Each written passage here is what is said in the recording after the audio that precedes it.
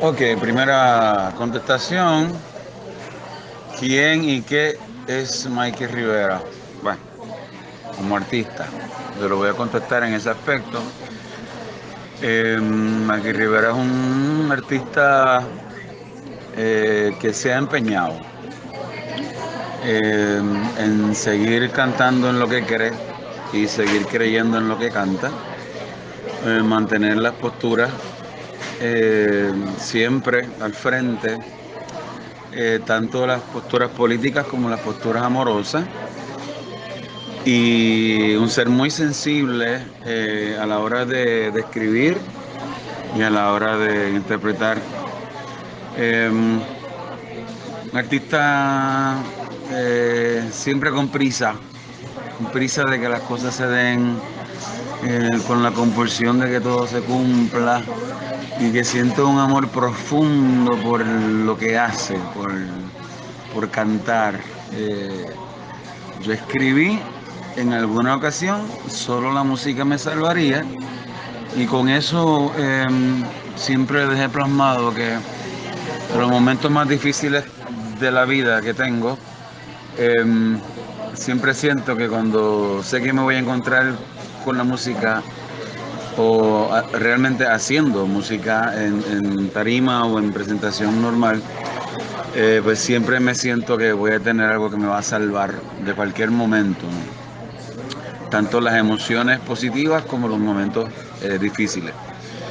Eh, Eso puede ir más o menos con la contestación de la pregunta, enfatizando en que ahí el compositor pues tiene esas las dos vertientes importantes que son la política y la amorosa, y trata siempre de acercarse de una manera poéticamente distinta, eh, distintas de lo común en ambas ramas. Esa pregunta número uno. Voy para la segunda. Pregunta segunda. ¿Cómo surge Mikey Rivera? ¿Cómo y cuándo?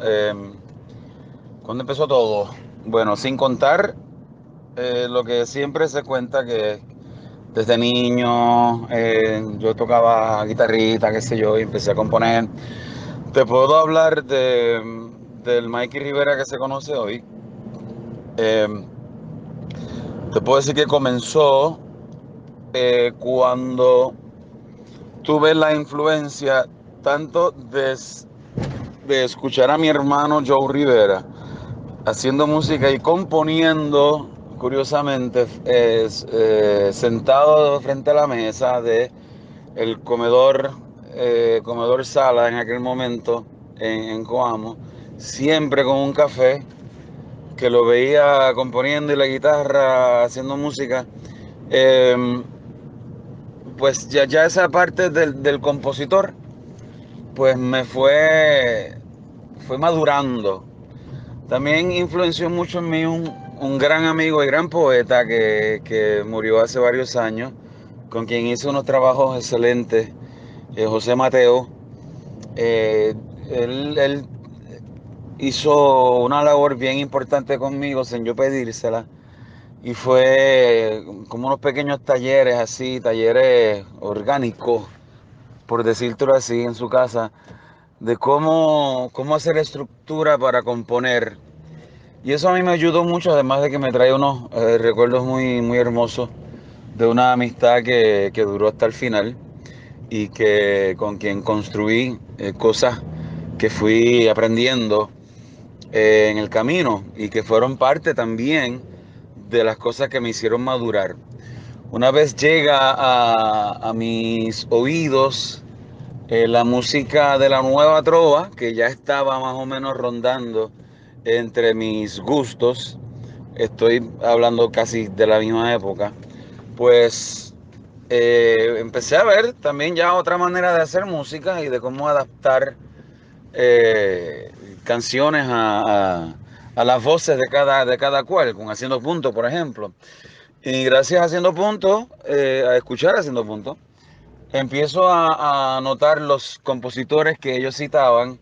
Ahí conozco entonces la nueva trova cubana, de ahí paso a conocer la nueva trova latinoamericana, y luego darme cuenta que la nueva trova, la nueva canción, era entonces el nombre, el resultado era unos movimientos por todo el mundo, por toda Europa, Estados Unidos, Latinoamérica, porque había una ebullición y eh, un, yo lo describo en la canción a César, a Oscar López, que dice, América era un mar de resistencia. En los 60 obviamente había una necesidad de cambiar el mundo y de la protesta. Y ahí aprendí mucho, no en los 60, sino en saber que eso había sucedido y que lo que escuchábamos en los 70 y los 80 era resultado de aquellas luchas y que aquellas luchas pues tenían sus motivos, sus razones de ser. Y eso pues en cuanto a la conciencia política de Mikey Rivera, eh, todas las influencias, todo el tiempo yo he estado aprendiendo.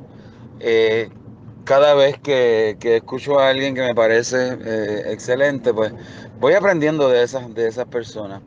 Eh, y te puedo decir que todo empezó también en los cafeteatros. Todos, hay distintos comienzos, fíjate. Te puedo decir que no hay una sola contestación para esa pregunta porque hay muchos comienzos. Y ya te he hablado como de cuatro, así que cada vez va surgiendo otras etapas en mi vida que marcan un comienzo y en este momento pues estoy viviendo pues distintos experimentos, tanto emocionales como de presión política. Ya hay pues una madurez tanto en el acercamiento poético hacia los temas y en el atrevimiento de decir lo que siento sin importarme consecuencias, ¿me entiendes? Y entonces, pues todavía hay comienzos de todo. Es un poco raro, pero siempre hay comienzos. Contestación a pregunta 3. ¿Qué presentaciones me han marcado? Bueno, han sido, te puedo decir que son tres. Una es, si te refieres a presentaciones mías, pues bueno, el concierto y grabación de En Cuerdas para Cuerdos, pues me marcó muchísimo porque el resultado que tuvo eso, pues fue grande, o sea, todavía después de 15 años tiene sus repercusiones. Tan es así que vamos a hacer un concierto rememorando esos 15 años de ese disco y varias cosas que han pasado en el camino. Mi segundo disco, el segundo concierto, que es el Índice de la Memoria, porque fue el primer proyecto, digamos el segundo proyecto de concierto que pude hacer con mi compañera en aquel momento, quien también pues dirigía mi carrera artística, Farash López, porque fue la primera experiencia con un proyecto eh,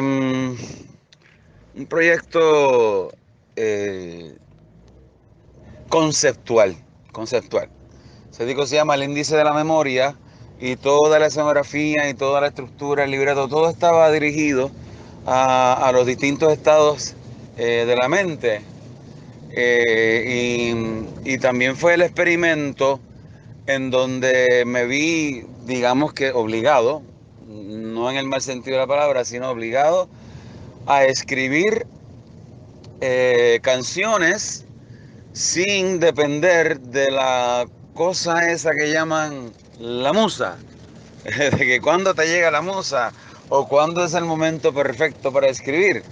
No tengo un momento perfecto, sino que en ese disco, ese proyecto que me marcó mucho por todas estas razones, eh, me enseñó a tomar la composición como un ejercicio de escritura. Eso, vamos a escribir sobre tal tema y me voy a basar en eso. No es, caramba, me sucedió esto, estoy triste, estoy sumamente afectado, voy a escribir. No, en ese disco y en ese concierto, gracias a la influencia de ella, pues aprendí que es posible uno escribir sin la necesidad de pasar experiencias específicas. Y ahí aprendí entonces a escribir canciones que cuando las revisas, muchos de ellos son cuentos y otros son fábulas. Y algo bien curioso porque lo que he hecho es eh, sentir, me invento un personaje y a raíz de ese personaje voy construyendo una historia. Eh, y eso, pues, ese trabajo me marcó en ese sentido de que me ayudó a escribir de otra manera. Y el resultado de eso fue ese disco en el índice de la memoria y lo que va a ser el disco que viene, que es El mundo es una amenaza, que todas son historias de las que saco, todos son personajes de los que saco historias. Entonces, otro concierto que me marcó muchísimo fue el concierto Piedra y Bala que hice con Tita Ojer. Ese concierto nunca se repitió y no creo que se vaya a repetir. Fue un concierto excelente, a sala llena en el Teatro Tapia, que de por sí es un personaje en cualquier espectáculo, el mismo teatro. Y fue una experiencia grande por la emoción que sentíamos ambos y porque no era un junte común. Los juntes comunes son: canta tus 5 canciones, yo canto otras, al final nos vemos y hacemos un invento. Este no, este concierto tuvimos todo el concierto, las 2 horas del concierto, los dos todo el tiempo en tarima. Y fue un verdadero junte, porque en algunas canciones de él yo las empezaba y viceversa, o habían canciones de él que yo cantaba completa.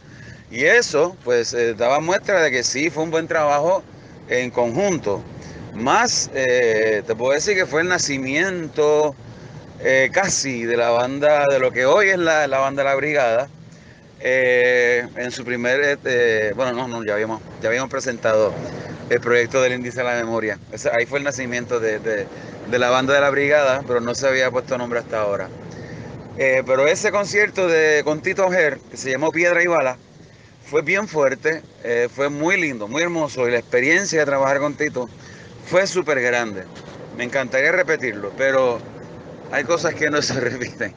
Bueno, hay una pregunta ahí que salté en la misma que seguía, que es: ¿cuál es la canción que más me identifica, creo que me describe, me define? Sin duda alguna, Ángel Sin Cielo. Pensé tal vez en HF o Amor de Mayo, pero sin duda alguna, Ángel Sin Cielo. Y descubrí que es una de las canciones más tristes que he hecho en mi vida, sin saber que iba a ser así. Y aún sin saber que era así hasta muchos años después. Te estoy diciendo que descubrí que era una de las canciones más tristes que he escrito. Lo sentí y lo descubrí hace como 2 años. Eh, y esa es la canción que más me define. Es rara, pero más me define. Eh, Aunque he decidido a partir de este concierto eh, no añadirle la frase de sigo siendo un ángel sin cielo, porque nada, cosas mías. Y le voy a terminar diciendo, era un ángel sin cielo. Así que esa definitivamente me define. Es curioso que en la canción de Soy cantor de una brigada menciono un poeta autodenominado. Mucha gente me ha preguntado por qué esa frase. Una, porque es como que evocando la cosa de los guerrilleros, ¿no? Que a veces dicen el grupo autodenominado tal y fulano de tal. Pues quise hacer como un juego con eso, pero también quise decir que esto de ser poeta, yo lo respeto mucho. Y entonces, por lo que yo respeto mucho, bueno, respeto a los poetas de verdad, por decirlo así, como tú. Eh, entonces, eh, como lo respeto y entiendo que eso es un proceso de aprendizaje bien fuerte y de mucha dedicación y de mucha escritura, pues yo por respeto a los poetas, me digo poeta autodenominado, o sea, como que nadie me ha dado ese título lo, me, me lo di yo mismo. Entonces, eh, ¿por qué la poesía? Pues bueno, eso tiene que ver mucho con las influencias. Mis influencias han sido definitivamente poetas.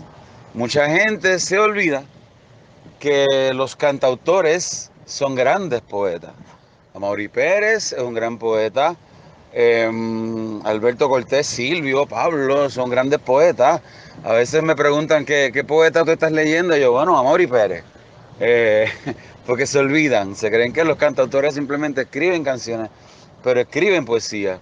Y bueno, pues además he leído pues poetas puramente que no necesariamente son cantautores, pero que sus canciones están muy ligadas a la poesía y, eh, ah, y siempre ando con eso. Y entonces cuando uno tiene una buena influencia, trata de no ser menos. Y mientras uno va mejorando la, la escritura, uno trata de no caer en lo anterior. Por eso la poesía, además de que no me gusta escribir las cosas de una manera muy común. Ahí va. Y un receso aquí porque voy a ensayar. En cuanto a qué hace especial este concierto y si tendrán una sorpresa y si podemos compartir algo, si lo hago deja de ser sorpresa, pero te puedo decir que habrán momentos emocionantes, grandemente emocionantes en el concierto, que tienen que ver con algunas canciones y que también tienen que ver con algunas personas, artistas con las que comparto, conocidos y no conocidos. Así que eh, absolutamente no voy a compartir ninguna sorpresa. La comparación en cómo se montó el concierto hace 15 años y el que estamos montando ahora, pues bueno, te puedo decir, se diferencia, bueno, en cuanto a que aquella producción era de otra persona, aunque la emoción era nuestra. eh, fue un fue de mucha emoción porque hablo de mi persona y de los que me acompañaban, nos estábamos enfrentando por primera vez a hacer un concierto mío que se iba a grabar a la misma vez y que el público pues respondió de una manera dinámica, increíble y amorosa. Eh, Montarlo, pues bueno, en cuanto al escenario como tal, fue algo, digamos que sencillo. Nos concentramos muchísimo, Juan Carlos y yo, haciendo todos los pensamientos en cuanto a cómo conducir las canciones. Era poco personal en tarima y pues la diferencia con montarlo ahora es que la producción es básicamente mía, y he reclutado mucha gente tanto para el escenario como para el equipo de trabajo. Como tengo un equipo de un comité de la parte creativa del concierto que se va a encargar de todo lo que tiene que ver con los colores, con el arte, con la exposición que va a haber en el vestíbulo, em, toda la utilería, todo. O sea, tengo un comité en donde está, por ejemplo, el luminotécnico. O sea, he reclutado mucha gente, además he reclutado muchos músicos. Yo soy el número 10, somos 10 músicos en escenario, más los invitados, que son unos cuantos. Y como pues la producción es básicamente mía y de JM Events, pues más o menos lo hice con, con lo ambicioso de hacer un proyecto que se merece este disco porque el público pues ha respondido muy bien y todavía va respondiendo a él durante 15 años. Es cuesta arriba porque la responsabilidad es toda nuestra, tanto las ganancias como las pérdidas, las responsabilidades, y estar pendiente de todo, de la publicidad. O sea, es un trabajo, diría que el triple, pero la satisfacción también lo es. Y tocar con la brigada, pues es algo sumamente emocionante para mí porque no es un grupo de músicos cualquiera, son todos son profesionales. Sin embargo, en estos encuentros que tenemos para tocar juntos, pues ellos siguen sus instrucciones, pero dan su toque personal y acá pues tanto Juan Carlos, el director, como yo, pues le permitimos esa expresión natural y es lo que hace distinto un concierto como este. En cuanto a la última pregunta sobre cómo defino a Mikey Rivera, te puedo contestar antes de la contestación, estás cabrón. Contestarte con una palabra. Un tipo que habla tanto es difícil. Pero te puedo describir a Mikey Rivera en una palabra, aunque lleva un prefijo, no sé si es eso, pero un alma. Alma, eso es Mikey Rivera, alma. Y todo lo que le rodea, lo afecta, todo lo que piensa, lo afecta, lo toca, para bien o para mal, es un alma. Te quiero, hermano. Gracias por la entrevista y disculpa que haya tardado tanto. Ok, sigo con las contestaciones, querido. La pregunta sobre las influencias, porque bueno, hay muchas influencias porque son distintas vertientes que me han influenciado y que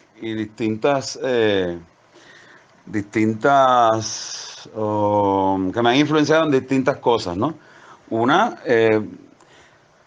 podemos hablar sobre José Feliciano, digamos, sobre la manera, la mezcla entre lo clásico y lo rockero de José Feliciano de tocar la guitarra y en algunos highlights al cantar. También en la guitarra, pues Silvio. Silvio definitivamente marcó una manera de tocar en todos los cantautores de Latinoamérica. Y su poesía también. Eh, Joaquín Sabina, que es de los más recientes, pues a mí me ha influenciado de la manera cínica a veces de escribir y en tener mucho cuidado sobre las palabras que se utilizan, claro.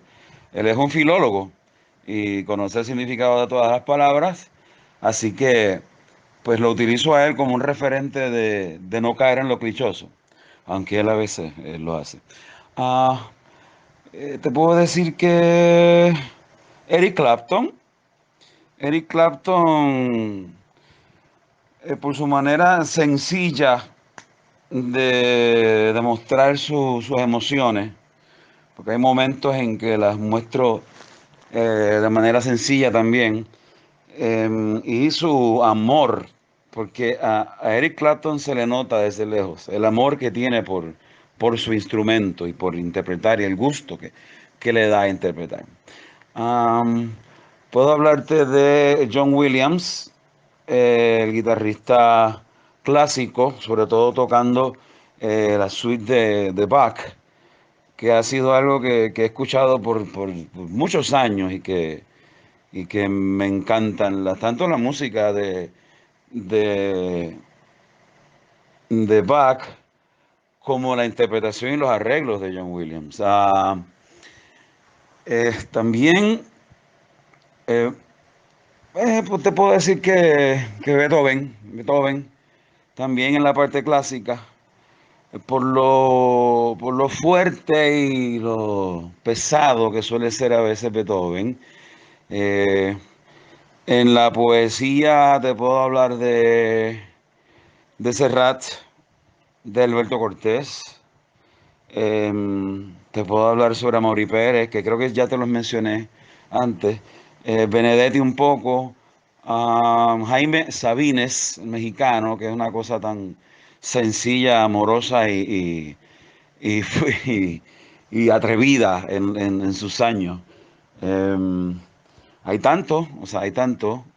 La manera de hacer música on stage de Coldplay, por decirte así, eh, chico, y se me va a quedar un montón. O sea, la dulzura de José Noguera con quien aprendí a entrar en el mundo este de la composición un poco comercial.